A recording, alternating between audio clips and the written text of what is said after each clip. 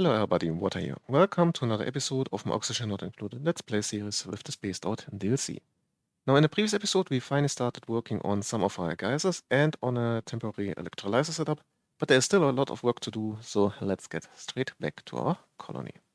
And here we are. Now if you look on the right of our base, you will very quickly notice the tamed cool slush geyser here, which when provided with power and actually built pipe, will give us a constant stream of cool, polluted water, which can obviously cool down our base, but more interesting, will also have taming this cool steam vent here, which then will provide us with some more water.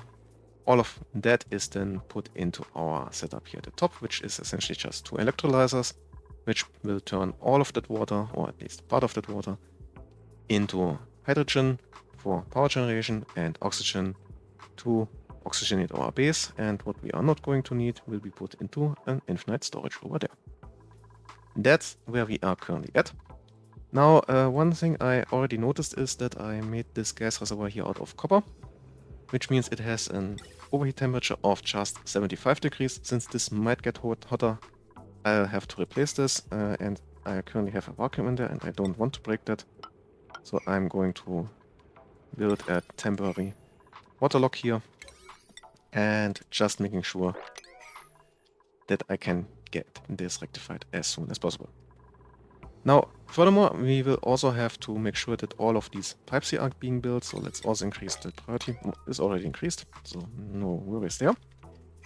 We are also going to have to make sure that our power grid can actually handle all of the additional draw, because we are adding another pump here and another pump here, and we are already more or less at the border of what we can handle. So we have to upgrade to the conductifier. Fortunately, I've been rather busy in the intermediate time and have already a lot of copper. So with that, it's time to get upgrading. Now, before I forget it again, as you can see, this critter ranch here with the stone hedges is now full. And we have already the next few coming in just another cycle or two. So I'll have to switch this one here over to stone hedges. For that, I'm just setting the drop off to stone hedges, and now I need to get these out. I could kill them in there, or I could wrangle them. Let's just wrangle them. But I forgot one thing actually. I also need to be able to move edibles out of that, or if one of these here dies due to old age, or any of those at least, then the meat will stay in there and a dupe will come and move it over to the kitchen. This way it's moved over into the drowning champ and then towards the kitchen, so two birds, one stone. We have a couple skill points, let's have a look. Why not? Free skills are free skills. Our supplier gets another electrical engineering point. Harold gets some agriculture. Might become handy at some point in the future. So you can see this is getting wrangled. We still need to deal with the food because sandstone is not something the stone hedges can eat. I'm going for igneous rock. Subsequently, I also don't need sandstone here, but igneous rock. And while I'm here, I'm also already preparing this for the switch over. So I'm getting rid of this critter drop off for now. And those here can now start to die out. And then I can make the switch over there. And yeah, you can see those are being dealt with quite fast. I'm getting a lot of barbecue again into my base. This is also quite good.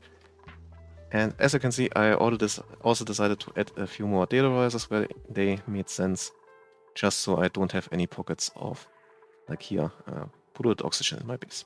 Because those tend to have slime dung in them. Fortunately, I don't have that issue at the moment, but it's quite common.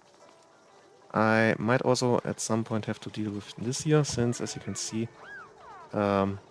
it's getting quite full. I might actually just increase the temperature to 70 maybe. Since I won't do any steel, I'm just going to make copper, so I can recycle it a few more times.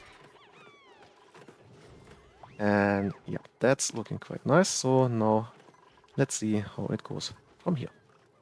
I finally got very lucky with my draw here. I now have some pip eggs in my farm, in my colony.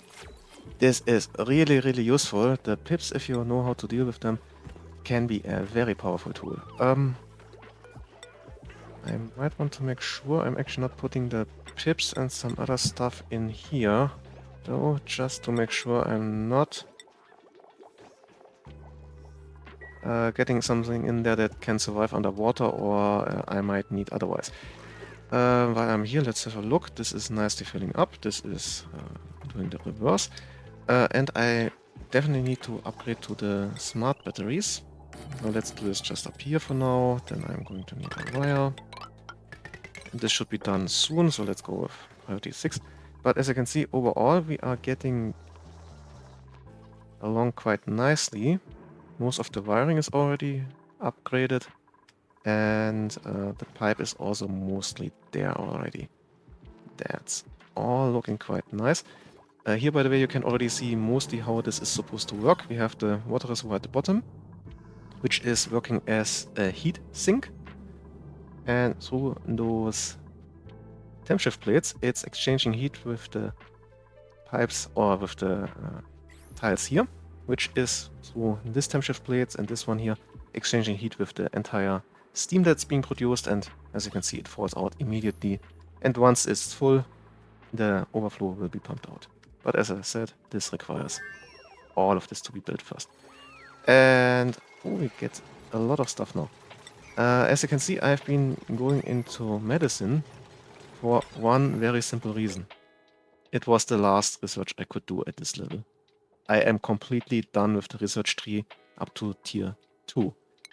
I can't go further without some setup, but since this is rather intensive when it comes to the power demands, I won't go into that yet, which means that I now have one cube more running around and doing stuff, so I might get a bit faster with that too. Can get rid of that already, that's nice. And I have my pips, so I might consider actually building the next pip farm soon. This is already getting quite full, but shouldn't be over much an issue. Those are built, perfect. Well, let's get rid of that. Before the power is wasted inside of them, let's get rid of all of them. Let's first get rid of that one, and then... yeah. The main reason I'm switching over is, for one, I'm using the smart battery up here to control the entire system, and if I had different types of batteries, that might not work properly. And the other is the smart battery loses 400 joules per cycle. The jumbo battery 200 or 2000 joules per cycle. So this is much more efficient, although they store a bit less energy in the overall. We have some more skill points. I'm definitely giving them now improved carrying. They have been running back and forth all the time, just with 200 kilograms of material, which takes absolute ages. And we have another mechatronical, which is pretty decent, because now Max isn't the only one who can do all that stuff. Oh, and while he is running around, let's give him building as a priority, so I get all of this stuff done a bit faster. All the pipes and wires have now been built. As you can see, the polluted water is now coming up and already starting to cool this down, and it's heating up quite a bit. So now, as you can see, all of this is still not powered. I have a lifeline built already, but before that I am actually turning off this one here. And I am thinking of, yeah, I'll keep those turned on. And then let's make sure those start pumping out a bit of gas. Let's just go not that low down, 450 maybe. And what do we have? Let's see. Not really useful, that one. But we are getting closer, and I'm going to need to deal with all of that. And of course the filtration medium is still missing. Come on, someone is going to have to do that. Yes. And once we have filtration medium in there, all of this backflow here will be dealt with. And we should be getting our first water, which is now flowing through the system here. And we are starting to get some hydrogen at the top and some oxygen at the bottom. And what I'm currently looking for is a nice smooth layer of hydrogen at the top. Just like this here. Now everything should start running. Let's quickly make sure this is all moving over. Here we'll have to set this to, let's say, above 750. Now we need to ensure that we only have hydrogen at the top here. That's working already quite nice. And, oh, damn it, we are getting some hydrogen down here.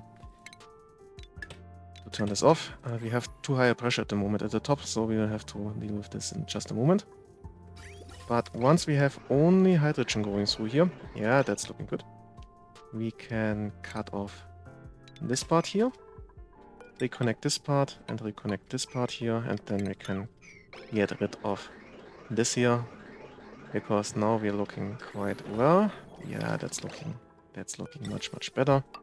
With a broken building, yeah, we have some wire broken somewhere. Okay, not much of an issue.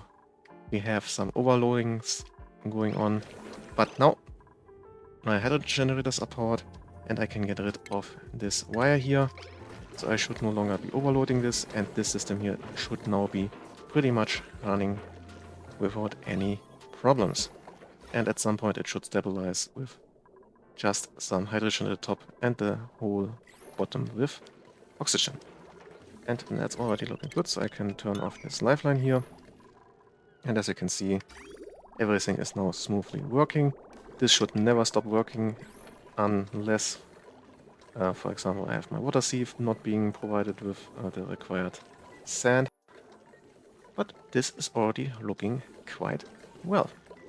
Strange, we're running a bit low on barbecue at the moment. Why is that? Let's have a look. Okay.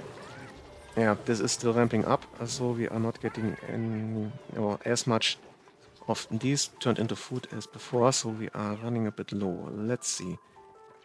My dupes have been doing a lot of digging in this area, so let's see if we can't find something to kill in here. Maybe not this one up there. But this one is useful, this one is useful, and this one is useful. We just need to be able to reach it. And let's build this down. Yep.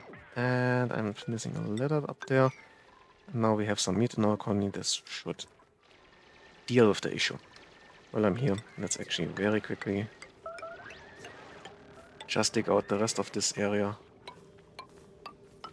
In case we need a few more of the hatches, which are likely hidden in this area here. So this is all now being done. But we were not finished at the top here, because we are still missing the settings for the batteries. So if this starts only at 0, those systems here will be for a short moment without power, and that's not something I would want. Same for this one here. This also needs to be connected to the main grid. Yeah, we need to set this. Let's say it forces between 90 and 95. Yeah, that's looking good. That should work. Now we can remove all of that. Let's move this. Yeah, this can also be removed. Why can't be reached. Okay. So that should do the trick. What do we have over here? Yeah, let's actually go up this point and let's get rid of all of this in here. But first, let's actually inspect them, because some of them actually give data banks, which, as I already explained, are needed for some of the research. And we get also some diamond. Let's actually put this in our overview. Data bank, red fiber, and where is it? Diamond.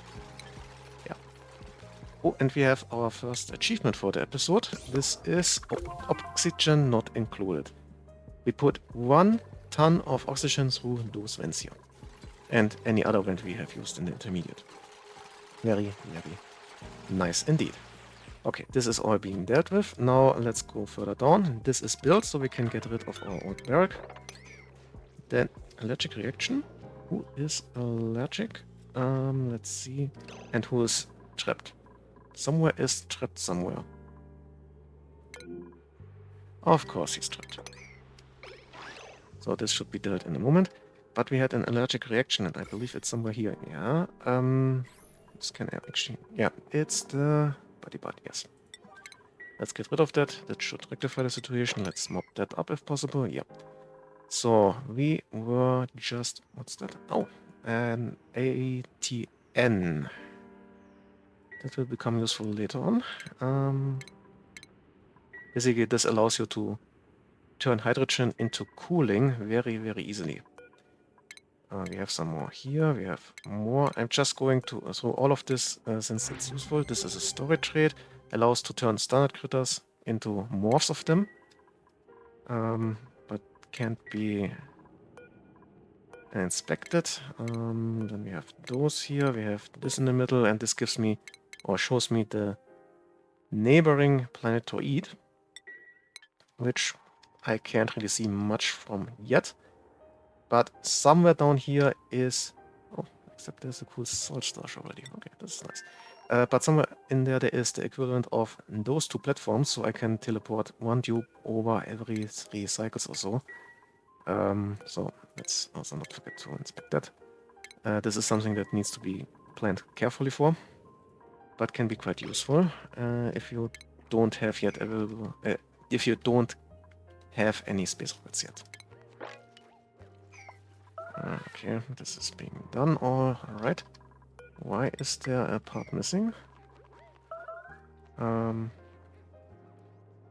Okay, let's just make sure this is built so we don't get this back and forth here, because this is rather annoying. I was left at the top here, although I was just looking around. Let's quickly go through the rest here. Respirators are quite interesting. They can give your tubes some additional attributes. Yeah, we had one here. Let's actually put Max through it, so you can see what I'm talking about. Max is on my way. Yeah, it's already there. And now he gets restorated. And after some time, I can stop that. And he gets an additional trait. In this case, he heals 20 points per cycle. And now I would have to recharge it before I can use it again. So, is that all I can work with? Yep, that's currently all I have available.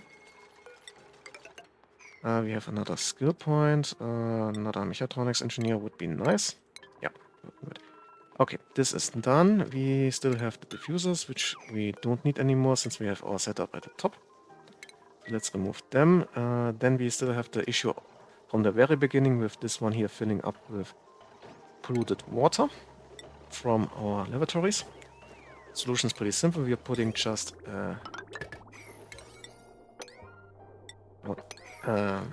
hydroponic farm in here, and inside of that farm we put a thimbleweed any second now, and the thimbleweed will take up 160 kilograms per cycle of polluted water, and that's by far enough for this entire thing. Come on, anyone? Yes. So, and why is it? Oh, it's a bit cold. Okay, why not? And now it should start working, and we can see the polluted water being used up. Okay, that's also nice. These are still ramping up. Okay. This can be also cleared up, and this is pretty full already, so let's give that an outlet. This might get hot, so I'm going to go with gold one. Then I'm going to need some pipe. I'm not yet connecting that, and just putting in there, because first I want the valve to actually be built. And once the valve is there, I can turn or set this to the correct setting, and then I will connect everything up. And who is coming with the materials? Okay, Cosman is. So now I need to set this to 2.5 kilograms per second. And now it's set. I can actually connect it with a pipe. And that way I'm not oversaturating this pipe here. The water then will be just easily go along this line here, and then end in the filter and be just piped through without any issue. So this is all running now. I can actually make a bit more copper, I think. Although I would really like to get down here, because as you can see, there are already a couple tons of gold in there. This would be really nice to have. I have to see how I go about this. Another achievement. Let's have a look. Carnivore? That's a surprise. We are still in cycle 90, or at the end of cycle 90 at least. Normally I'm 5 to 10 cycles later with that. This is a nice surprise actually. And means we could go into real farming, but at the moment we are not really strapped for nutrients yet. My tubes usually live on a rather carnivore food source all the time usually. But I want to get started. Let's actually go with the incubator setup first. I have now some pips, so I need another incubator for those, since I still want those for the stone hedges. We're getting more food. We are going to need some power though, so let's have a look. How do I make this more efficient? Let's say, let's just go straight over, straight down, then I can get rid of that part here. And that part here, just connecting this up. Then we have another principle. Let's see. Nothing really useful. I don't want to stress another tube in here. Let's see. I need one here, one there. Like so, and then like so. Then I can remove that one, and I'm just moving this over, putting this down, removing this, and this all needs to be built ASAP. I have a lot of copper, so let me also place those in. And I must not forget to place the timing sensors, or the cycle sensors. Those need to be placed with the highest priority a bit, just so I can set them all to be turned off all the time, since I don't need these yet. Let's go with the pip here. I am also going to need another, let's say, how many? Another 2, I would say. Yes, another 2. And here I'm also going to need another 2, I think. Yeah, that's going to work. So, then I need to go over here. That's the feedback for the meat going into our kitchen. This one here will be the feedback for everything that is not meat. And this one here is the overflow of eggs for our second incubator setup. And the way I set this up is basically I will only move over the eggs that are of a type I want to incubate over here, so I'm getting a bit of a type separation going on. So then let's quickly copy the settings, just to make sure everything is turned off. That's quite nice. And this should now all be built. And this is also, of course I need auto sweeper there. This is pretty much all I'm going to need here for the very far future even. I might actually want to get rid of this one here and replace it with the proper incubator.